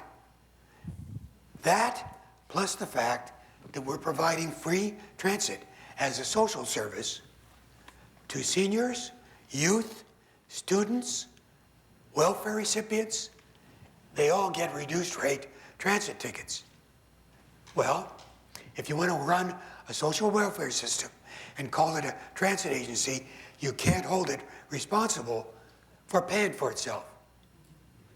So you can't blame our transit system for having a low fare box recovery. It wasn't designed to have a fare box recovery. It was designed to be a social program. But it is never going to work until we complete it according to a carefully designed master plan. That's why we have to do this next round of careful studies under FDA's guidance, so we do a new master plan. Okay. What do we think about autonomous vehicles as the future? Could we think about a future 20 years from now where we have actually fewer buses, little public infrastructure, and we have only circulating autonomous pools of shared vehicles provided by private employers? Maybe the public sector offers subsidy to those folks that can't pay for the Uber pool ride. Can we imagine a future without all the buses in circulation? Or do we need that public network? And if so, where? Autonomous vehicles, in my view, are a double-edged sword. If you do them in isolation, they can actually lead to getting worse congestion. Because if every one of us still owns them individually, still drives them with 1 person per car, 1.2 persons per car, which is the statistic today, right? We're mostly faring around nearly 4 empty seats. Or if you drive a bigger car, maybe 6 empty seats. And if we start sending our autonomous car to the corner grocery store to pick up the milk, separate runs to pick up our kids to go to soccer practice, we're going to generate more trips, we're going to generate more vehicle miles traveled, and we won't have actually increased the density. Yes, we get some benefit. If you look at a typical freeway lane, if the entire fleet is autonomous, which is at least 20 years off before the whole fleet really converts, then we get an increase in density. We could get some of that by converting our carpool lanes into autonomous-only lanes. We've looked at that somewhere between a 6- and 8-fold increase. So if you think about that for a full freeway, 4 lanes turns into 32 lanes, that's a pretty big deal. But that's a long-term end state. In the meantime, we've still got to live with this mixed traffic, right? There'll be some autonomous, there'll be some human-driven, and the interaction's not good if we allow that to happen unconstrained. So my view is autonomy is a very good tool as part of the toolkit. It's a great solution for the last mile problem because the cars can pick up people, go back, and then immediately be reused. They have to be combined with a sharing system. If we still all own them individually, we haven't changed the utilization pattern at all. They'll still be, we'll buy them to park them. Now they'll park themselves, but they'll still be parked, right? So we have to combine autonomy with these other levers. We do need that high density backbone. You made the point. If you look at an autonomous car, it doesn't change the capacity unless I put more people in it. And a bus will still be, in a normal traffic lane, if you just drive single occupancy vehicles, you can run about 1,900 cars per hour. If you put 1 person in, it's 1,900 people per hour.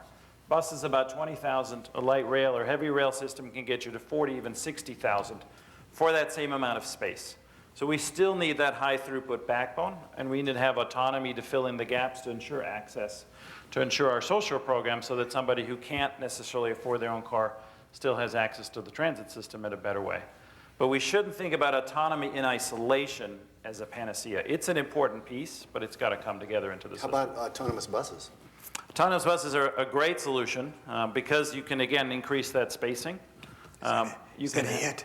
No, that's talking to my friends at Google, you know. I mean, we've talked about autonomous express buses, which would allow you, if you had it as a separate operator, it could be a public-private partnership. How do you get those cross-county lines? How do you get them to run into the neighborhoods and into the corporate campuses as the endpoints, but still run them as a high capacity, whether it's down 85 or down 280? I think that's a great bridge solution. Probably start with private companies, right? Yeah.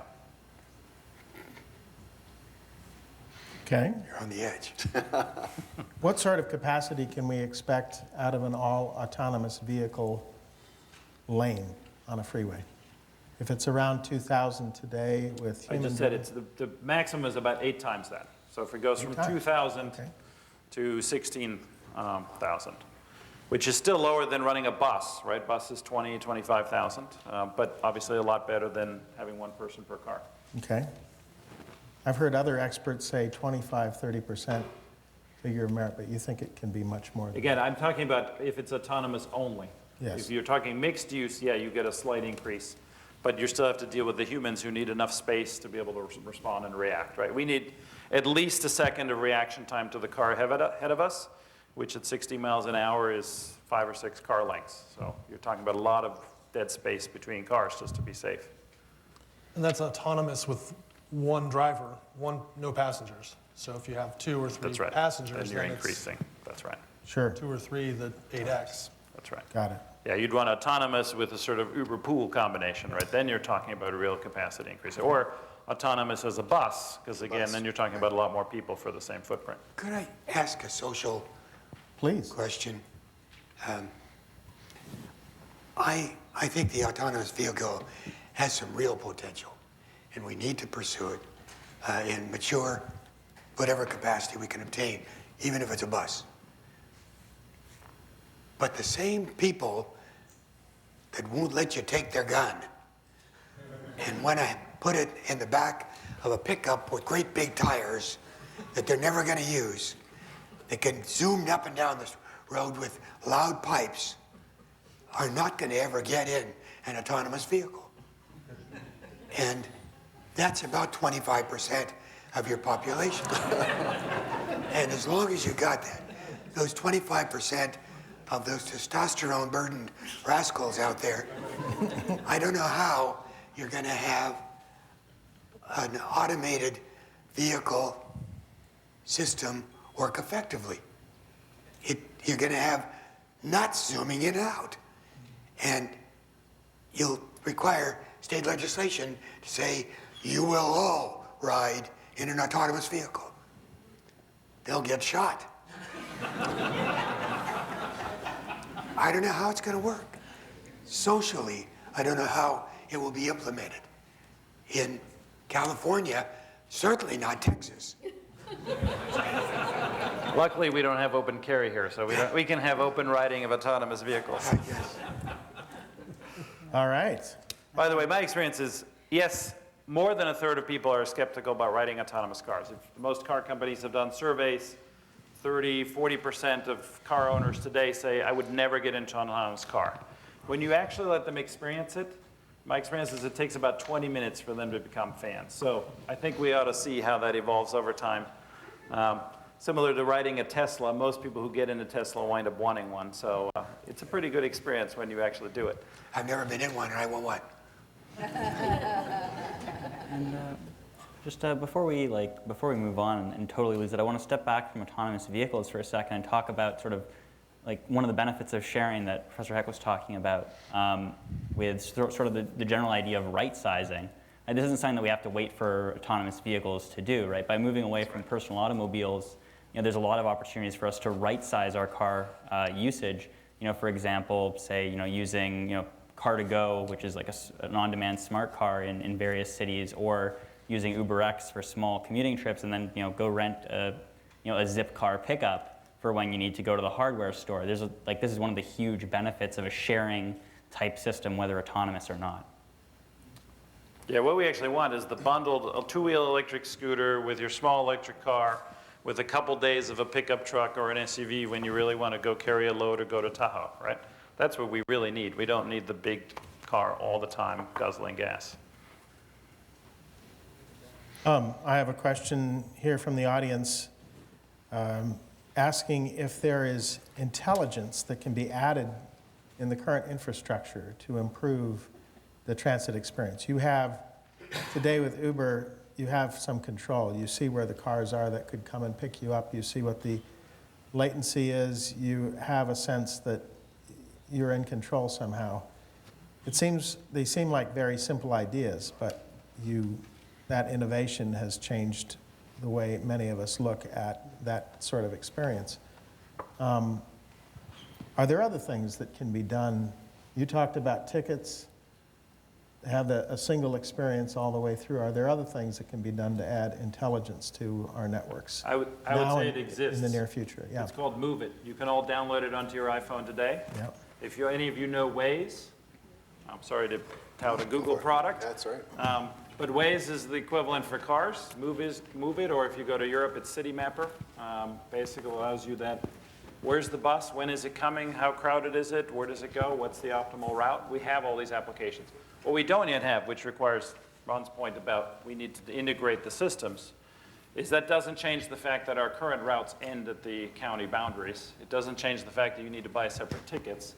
Both of those companies, CityMapper and Move It, would love to have ticket purchasing integrated, but we need to have the data systems, and the public agencies need to get involved, in the regulators to say this has to be required to interoperate. Right? I'm sure it would make life a lot easier for Apple too if people could actually have one app to plan all their rides, including your own express buses plus public buses where that makes sense. Let me remind us that there are some routes that don't stop at county boundary lines or transit agency boundary lines. There are commuter rail systems. BART. And BART will Caltrain. be in the county within the next couple of years. Those are high-capacity transit systems that suffer for the lack of the first and last mile connection. Uber can help that. Automated guideway transit systems can help that. Some elements of the bus system can help. So we have the rudiments of a good transit system. We just got to glue them together with a good alternative analysis, federal government approved environmental clearance, and then maybe $20 million. Okay. I think it's been interesting to watch transit agencies open up their schedules via various APIs, and over the last few years watching developers kind of chew through that data and create apps like Move It. And I know Nuria, our fearless leader in VTA, has recently broken ground on the Transit Center for Innovation, further accelerating partnerships with some of these small app developers and the large amounts of data that are coming out of transit agencies. So I think we're really just at the beginning of this, and so it'll be interesting to watch over the next few years as that data becomes more and more open, and these developers get their teeth into it. I'm consolidating a couple of questions here. It said that from the last two sales tax measures in the county, 2000, 2008, about 80% of the money has gone into funding BART. And in this next measure, 2016, it looks like about a third of the measure, the proposed half-cent measure, if that in fact goes forward, would also go to BART. Is BART the answer? BART to downtown San Jose, does that resolve traffic congestion in Silicon Valley, or do we need to do more? It helps. It does. BART is important for a couple of reasons. First, it does help because it will bring people into your central interchange points, and it'll make then light rail more effective and your busways more effective, and it'll make Uber more effective. And if we can get an ATN to the airport, it'll make the airport more effective. So BART's important because it'll make transit more effective, but it also is important because it'll prove to ourselves that we can do big things again. We've gotten shy of doing big things. We can still do it. BART's the first step. Completion of the commuter rail systems, turning them all into electric trains, extending them to the extension, the maximum extremes of their potential, having electrically powered Caltrain coming out of Monterey, Watsonville, Salinas, Santa Cruz, Hollister, Permanente each day, instead of just out of Gilroy and San Jose. Those are all possible. And those are your inter-county connections that you're tying up Google buses in now. Then you're down to first and last mile connections, which are a little more manageable at the local level. Stefan, you talked about bikes and e-bikes in particular. I'm wondering what it would take to make people feel safe enough to choose biking as a commute alternative. I know in my experience, mostly it's been going to points north Sunnyvale, north Santa Clara, and riding on those streets, frankly, in morning commute or afternoon commute is pretty intimidating. What would it take for us to make bikeways that would make people comfortable getting on their bikes, getting some exercise, and having a great experience with the connection to transit, whatever that is? I think it's very simple. One is we have to open the trails to actually electric bikes. That's actually a local jurisdiction can grant an exception, already possible under California law. By default, they're not open to any kind of motorized vehicle, including electric scooters, electric bikes. Mountain View has done that exactly. The second is similar to our issue about the bus systems. The bike trails stop at city boundaries. So we need to get the neighboring cities together so that you can actually go from Cupertino to Sunnyvale to Mountain View to Palo Alto. Because people don't live and commute just in one city. Guess what? Surprise, right? So that's interconnecting those systems, planning them together, making sure that the core routes connect. Related to that, a good transit system isn't just one line, right? Caltrain is a great way to get down the peninsula, but what we really need is a grid system that's interconnected. You look at the road map, right? We don't have one highway running down Silicon Valley. We have multiple highways and interconnections going across. So we need that for our bike system. And then the third is we underinvest in the bike infrastructure. There's plenty of examples. You go anywhere else in the world. Frankly, you can even go to Pittsburgh now, and they've changed the way that the bike trails are built. They need to be separated from the cars. I don't let my daughter bike to school alone because the cars don't see the little kids, right? So you need an adult with a bigger presence, bigger volume, getting pretty heavy here, to actually be able to be an alert to people driving. So if we can get on the other side of the parked cars as part of a separate tree-lined street, there's plenty of examples, right? You go to the Netherlands, they figure this out. Beijing actually used to do this and then ripped it all up. But many cities are now putting these bike paths in. New York has done so. You can actually convert streets to pedestrian zones, run the bikes down, still give access to the buses, and that's been extremely effective for your high traffic corridors. And I can recommend, in particular, do them as experiments. Don't go through the 10-year planning process. Palo Alto just changed one road. It took 11 years, right, to add a bike trail and change the parking configuration. Do what New York did. We're going to try this. It's a 6-month trial. We'll put some paint. We'll change the parking configuration. If people don't like it, we'll rip it back out. By the way, it's just paint, so it's easy to do. When people loved it, it became permanent. So run it as a series of experiments, get real feedback, see how people like it. Most people can't imagine what a good bike network looks like until they've actually really ridden it. So you have to give people a chance to experience it and make it fun. But it does need to be different from what we do today. The little sharrows that basically are just there to alert drivers that there might be bikes here, they really don't cut it. We need to have a separate path to feel safe. Rod, we did a study for Caltrans a short time ago of potentially putting bikeways on expressways and freeways. They do it in Canada. The accident rate is lower than in the United States. They have buffers. Some of them are tree-lined buffers. And the bikeway is protected, but they're right there with the cars on the freeways. And what if you were to study putting a bikeway on 85 instead of another freeway lane? Okay. All right.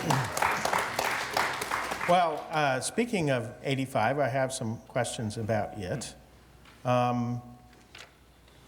So there's been a proposal by VTA to put an express lane, or maybe two, down 85. So we'd take, in that case, if there were two, in one section of the freeway, you'd take the median to provide another lane, which would presumably give us about 2,000 cars an hour.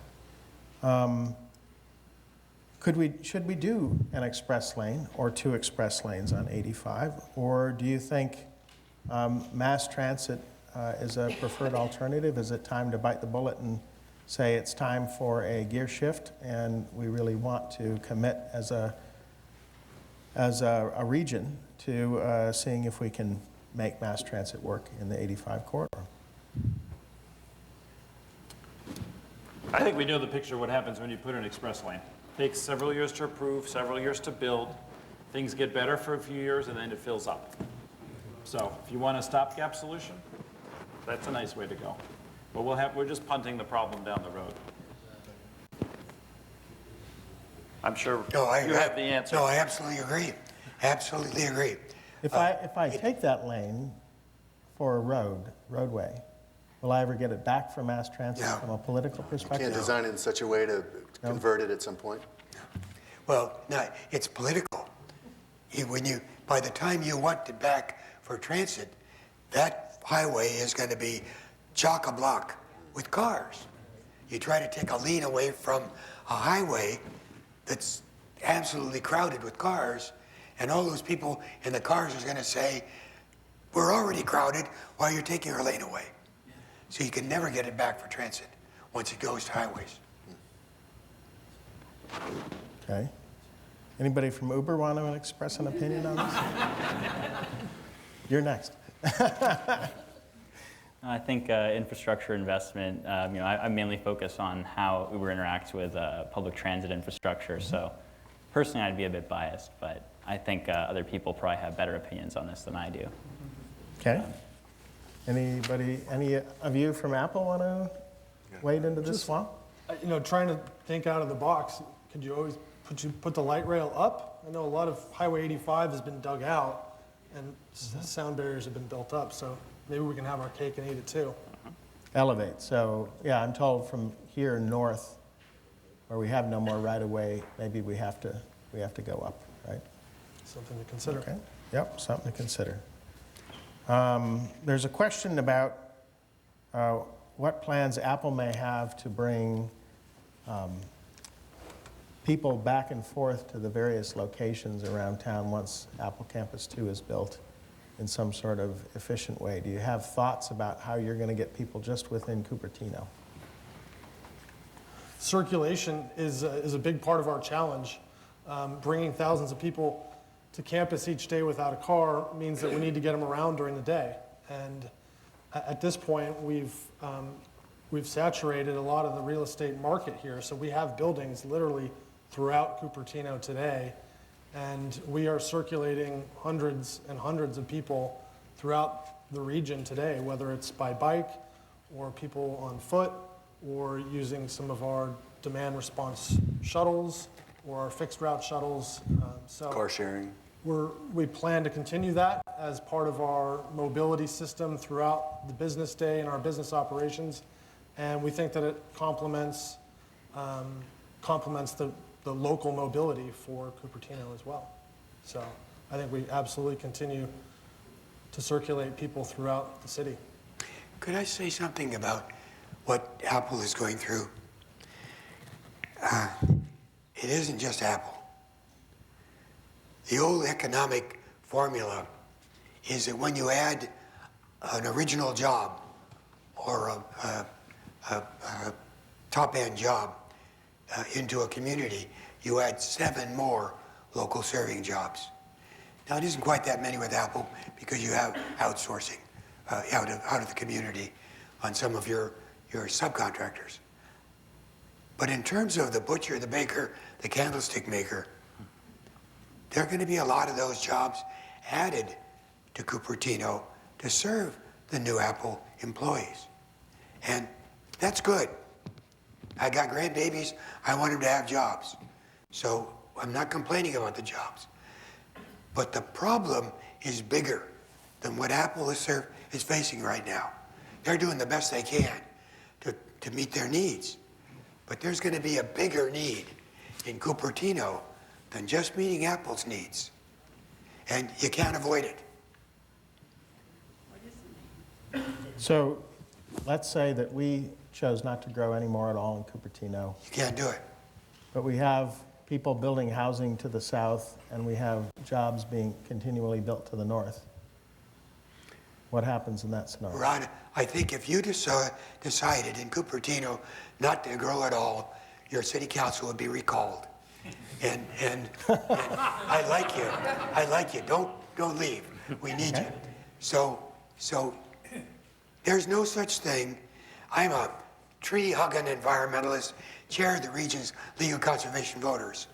So you're not going to find an environmentalist stronger than I am. But I can tell you right now, no growth is impossible in Silicon Valley or throughout California. You're going to grow. If you decide you're not going to grow and you don't build accommodations, then you're going to grow anyway and you won't have the accommodations. So plan on growth. focus it around your transit, but plan on growth. And then bring your housing and your jobs as close as you can, either by building near your jobs or building at jobs and housing at either end of a transit line. You got to do that now. And unfortunately, sometimes our NIMBYs don't help us there. Let me put it in really stark terms. We have a city in the US that stopped innovating and stopped growing. It's called Detroit. We don't want to be Detroit. So if it's not our choice, we got two other options. We can continue to do what we did for 50 years with the Soviet Union and play mutual assured destructions. We each say, oh, we don't want growth here, but we do want jobs and we want the economy to grow. We want Apple to stay here. We want Google to stay here. But put it somewhere else. Well, we're just undermining each other, right? Mountain View sends them to Palo Alto sends them to Cupertino. That doesn't work. We have to get together on a regional basis. We have to go back to, as you have been advocating, to really build a regional plan again. And we need federal money because the infrastructure expenses are large. But we need to do it in a modern way where we're actually taking into account autonomy that's coming, the sharing system that needs to be there for the last mile. And we need to have a regional integrated solution. That's the way we can get growth, we can get density, higher buildings around the transit hubs, we can maintain the neighborhoods that we all love and the feeling we like, and still have vibrant companies that are leading the world to be here. We want all of those. That's our choice. I don't want to be in Detroit, and I don't want to go play nuclear detente with the other cities. Neither of those are good options. Very good. Very good. Okay, I have a question about ultralight transit versus conventional, more proven alternatives. You had some slides of pod cars and ultralight vehicles. It said that these things might be suspended from the likes of light poles. They might be allow us to go completely vertically and not interrupt the infrastructure, except, yes, we do need stations in places. I've seen Skytran up at Moffett Field with 2 people per car. I've seen Cybertran that has recently made me a proposal, said we could fix your problems at a fraction of the cost of conventional rail or bus solutions. What are your thoughts about this? Is this stuff ready for prime time? Yeah. Does it have the capacity? Can it work? Rod, I'll say they're ready for prime time with a caveat. I know the mode that's in operation at Heathrow is ready for prime time. It's serving. Now, Dubai is ready for prime time. They're different. But they haven't been certified in the United States. Morgantown has a very old system that's old technology, but it's running a route, kind of like a bus circulator around Morgantown University. Before that'll be certified for funding by FTA, they're going to want to see an operating model.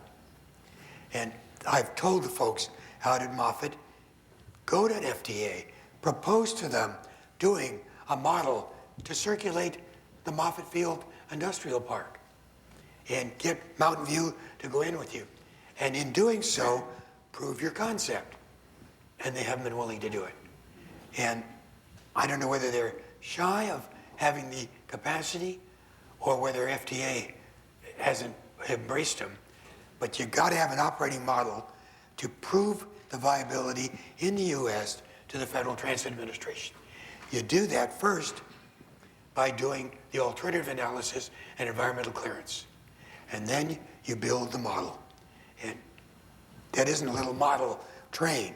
That's an operating, physically capable model that would serve an area like the Google campus and Mountain View and the Caltrain and the light rail systems and the Altamont Express that goes through that area. That'd be an ideal opportunity. I think they could get the funding, but they got to do it. Okay. Any other thoughts on these technologies, these new technologies on the guideways? No?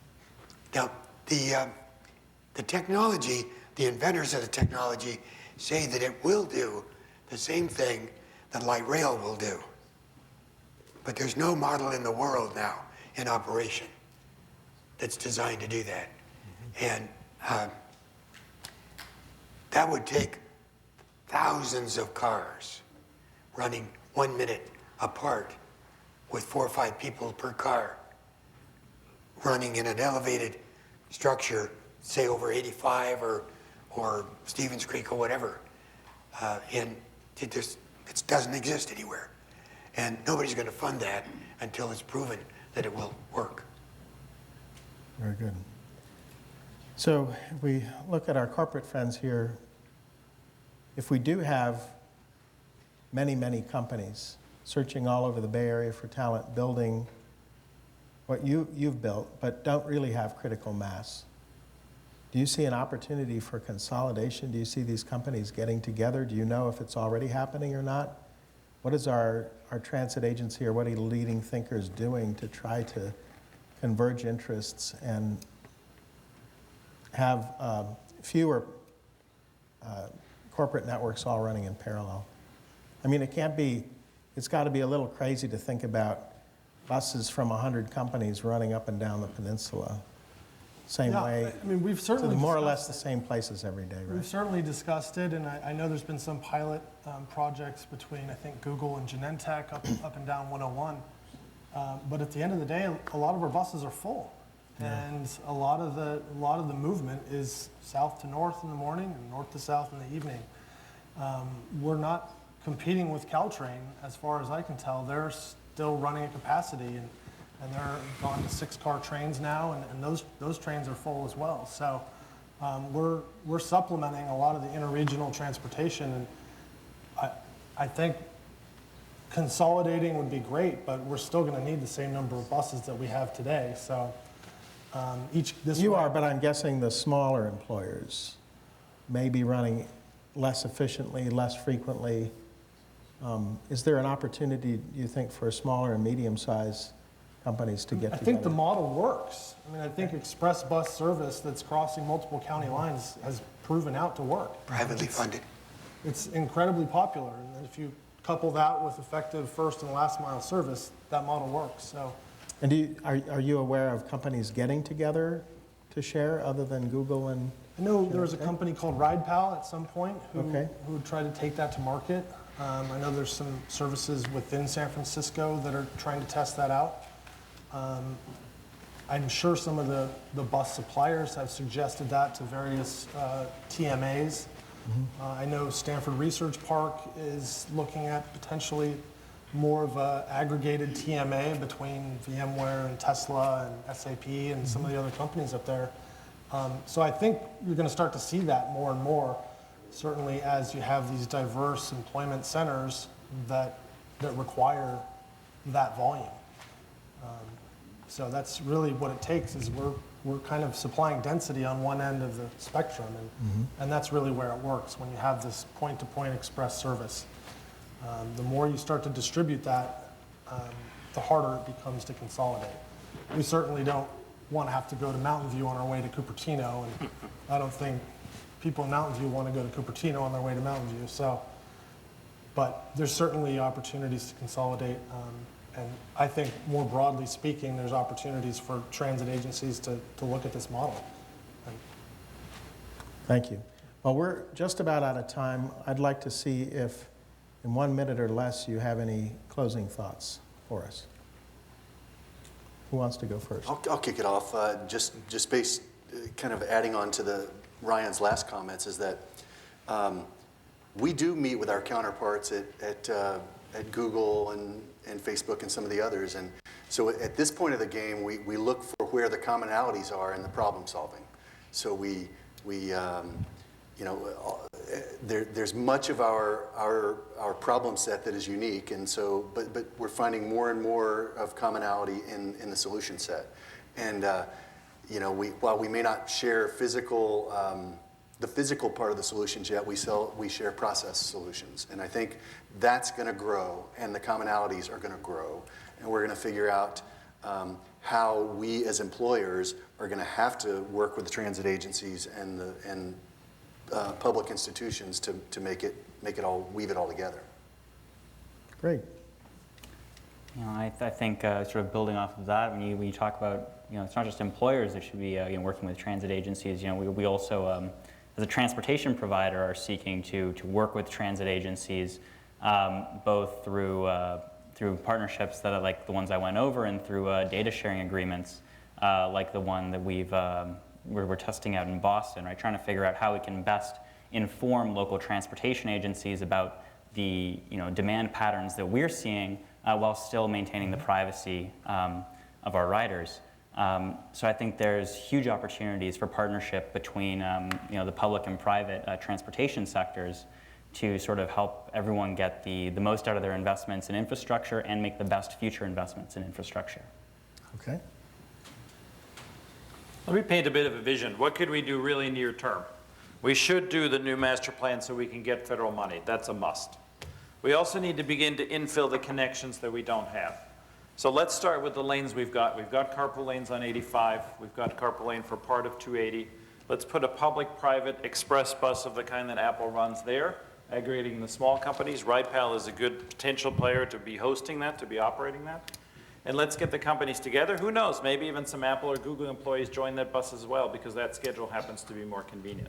We can begin to prove out that the system actually can work as a network, because we had a great network plan. We need to get back to a network, not this piecemeal that we have today. That actually helps build the case for then saying, okay, there's enough demand there, let's upgrade to a light rail solution. Let's bring the rail back down into Cupertino. Let's electrify Caltrain and actually make those times much, much faster the way they can be with electric. Then we can actually start to see improvements along the way, and we connect the last mile with electric bike sharing systems, with Uber, with the ability ultimately to do trials with autonomous cars, not 10 years from now, but over the next 2 or 3 years. Right there running today at Slack, in Mountain View, in Detroit, in Germany. Let's bring those here. Let's get them to actually work, and let's guide them to be that last mile solution, because that's actually a problem that we can solve near term. The drive your car anywhere problem is still tough, because we can't handle snow. We can't handle really odd road conditions where the lane markings go away. But the driving around Cupertino, we can solve today. That's a great last mile solution. So that way we can begin to see progress, and we build momentum for the broader group that isn't in this room, that actually needs to see it work right here, right now, that doesn't have the time to go to Japan or to Paris or to any of the other places around the world where these transit systems already work. It's just here that we need to convince the rest of our fellow citizens. Last word to you. It's a tough one. I think it's pretty much summed it up. Thank you for having us, though, Rod.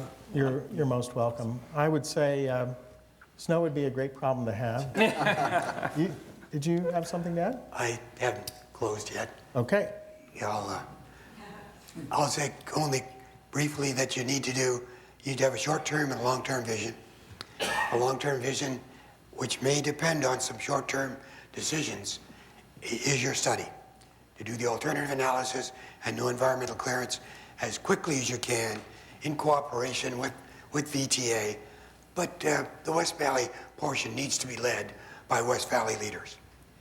And then do what you can on the short term, but don't lose corridors by jumping too quickly into something that will become permanent on the short term and limit your long-term opportunities. Because long-term, you need maximum additional capacity, because the Apple campus is just the first of many. It isn't something spectacularly only going to happen once forever in Silicon Valley.